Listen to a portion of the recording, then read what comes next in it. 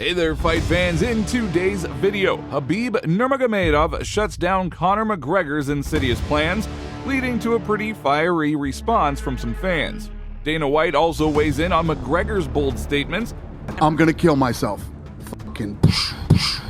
Meanwhile, Israel Adesanya was left in tears after a heated exchange with UFC middleweight champion Dricus du Plessis. Now the question is, can Adesanya dethrone the king of the middleweight division? If you remember at UFC 293, where Izzy lost to Sean Strickland, something seemed a little off with him. He couldn't even perform a basic push-up. He struggled to do even 10 push-ups. But now he's proving that he's back and in good shape.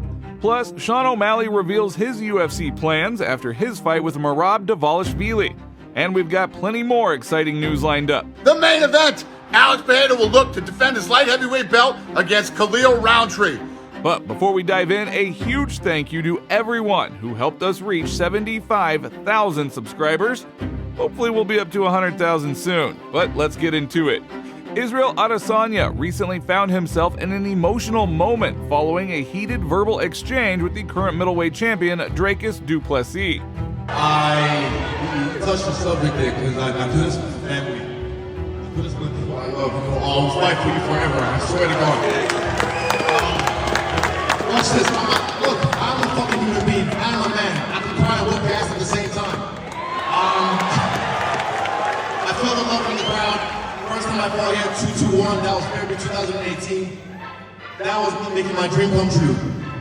Sunday, I'm gonna fucking kill your dreams, bitch. A reaction that du Plessis dismissed by saying, "Come on guys, stop crying at press conferences. It's not serious." Despite the emotions now running high, there is no doubt that Adesanya's return to the octagon is one of the most anticipated events in the UFC. Adesanya's upcoming fight with du Plessis carries significant weight for several reasons. Not only is it a chance for Adesanya to reclaim his title after a shocking loss to Sean Strickland at UFC 293, brewed between him and du Plessis last year. Their feud, which involved heated debates over who was more African and a slew of insults, it has only intensified the interest in this matchup. Adesanya, who went undefeated in the middleweight division for nearly a decade between 2012 and 2022, was seen as an unstoppable force, defeating every contender that crossed his path. However, at UFC 293, Izzy lost to Sean Strickland, and something seemed a little off with him. If you recall, he could not even perform a basic push-up. He struggled to do 10 push-ups. Now, as Adesanya prepares to face du Plessis, all eyes are on his comeback. Can he regain his former glory and dethrone the current king of the middleweight division? Can he overcome his past challenges and reclaim his place as the undisputed middleweight champion? Or will du Plessis What do you guys think about all of this? Leave your thoughts down in the comments. Now, the current UFC bantamweight champion Sean O'Malley spoke about his plans after the fight with Georgian Merab Dvalishvili. According to The American, he is counting on this victory in a fight with Dvalishvili, after which he would like to fight the winner of the confrontation between Pereira and Max Holloway, who compete in the featherweight division. I beat Merab, knock him out viciously. Boom, land a couple extra shots before the ref can get in. And then Ilya Max fight and fight the winner of those, whoever wins that. If Max wins, he's the 45-pound champ and BMF. If Ilya wins, he's the 45 and BMF. So, moving up would be a massive, massive fight for the company, for the UFC. I want a boxing fight. I want to get a big boxing fight. I want Gervonta Davis. I want Ryan Garcia. I want a big boxing fight. I got to earn that big boxing fight. So the way I do that is by going up a weight class and knocking one of those guys out. Like, you can't deny me a boxing fight if I go out there, knock Merab out, knock Ilya out, or Max out. Like, you can't deny that. You got to give me that boxing fight. People hate when I bring up boxing. They hate it, and I'm fine with that. They hate on it. But if I do that, you got to give it to me. You got to say, okay, you get it. You get that. Yeah. So that's kind of that's kind of where my head's at. Conor McGregor wants to return to UFC 310 in Las Vegas in December. McGregor claimed that he was ready to fight and urged fans to push White to give him a fight in December. However, White has remained unmoved, once again dismissing McGregor's plea to return to the octagon by the end of the year. This ongoing saga between the two has become quite the spectacle, leaving fans uncertain about whether McGregor's return is even a possibility. Now, despite McGregor's persistent messages after his announcement, the UFC president has remained steadfast in his decision. making it clear that McGregor will not be fighting in December. You know, you can imagine after I said that, Conor was blowing me up, going, I'm definitely fighting this year. When we get to a point where we're setting a fight, and I believe that a Conor McGregor fight is going to happen, I will announce it. As of right now, I believe that Conor will not fight this year.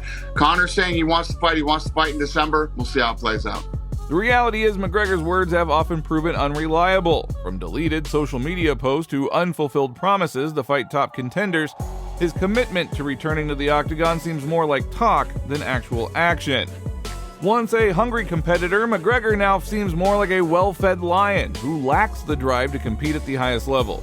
Even though McGregor has assured fans that he will be facing Michael Chandler after recovering from his injuries, skepticism still abounds. Chandler, who has been waiting for the lucrative fight with McGregor, recently expressed his frustration, admitting that the fight might not happen after all. Dana, as much as we love him, he has also said some things that were just absolutely false in press conferences and whatnot, which that's his job. His job is to sometimes give you the exact information. His job is also sometimes to give you misinformation. So sometimes saying that the fight isn't happening this year might mean that this fight is happening this year. Just like he did when I already knew I was fighting June 29th. And I think right around the Super Bowl, whatever it was, February, he does the Pat McAfee show. I'm about to go into training camp, and he tells Pat McAfee that Conor and Chandler aren't fighting till the end of the year, probably. So you can read between the lines, but as far as I know, this fight's got some very huge prospects to fight by the end of the year. And Conor's ready, I'm ready. Earlier this month, reports emerged that the former undisputed UFC lightweight champion Khabib Nurmagomedov was facing legal proceedings initiated by the Russian Federal Tax Service over an outstanding debt exceeding $3 million. However, in a recent development, it has been reported that Khabib has now fully settled his debt. According to a post by Home of Fight, Nurmagomedov has paid off the amount he owed to the Russian tax authorities, which was estimated at 302 million rubles, or approximately $3.4 million US. This news brings relief to Khabib and his supporters as it allows the MMA legend to move forward without the burden of legal issues related to unpaid taxes. Interestingly, Khabib's settlement also put an end to a potential plan by his longtime rival Conor McGregor, who reportedly had intentions of purchasing Khabib's house if it had been put up for auction due to his financial issues. Fans quickly reacted to this development, with one fan humorously noting, "Damn, Conor ain't buying his house anymore." Another fan quipped, "Even 6 years later, Khabib is still submitting Conor."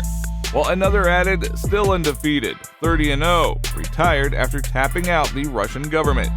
However, one fan remarked it took Conor trying to buy his house to make him abide by the law. They're 1-1 now. Thoughts? Down in the comments. Dana White announced another big fight. Alex Pereira will defend his light heavyweight title against Khalil Roundtree at the UFC 307. What's up, everybody? I got another fight announcement for you.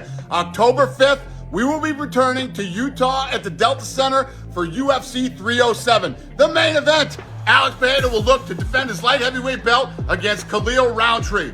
Pereira is on a tear and looking to make his third title defense this year. Each of his last 3 fights have ended in knockouts, beating previous champs Jamal Hill and Yuri Prohaska twice. He will face Khalil Roundtree, who is on a 5-fight win streak, with 4 of those ending in knockouts.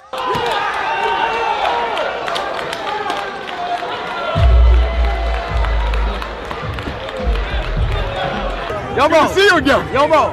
I said next time I see you, said that you gonna get me in a fight, bro. Okay, who do you want? I'm ready for my. Aiden Ross? No, I want Alex Pereira. That's a bad idea. Foi.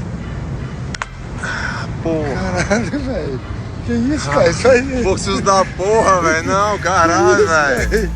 That is all for today. If you liked the video, don't forget to like and subscribe to the channel because it is very important to us.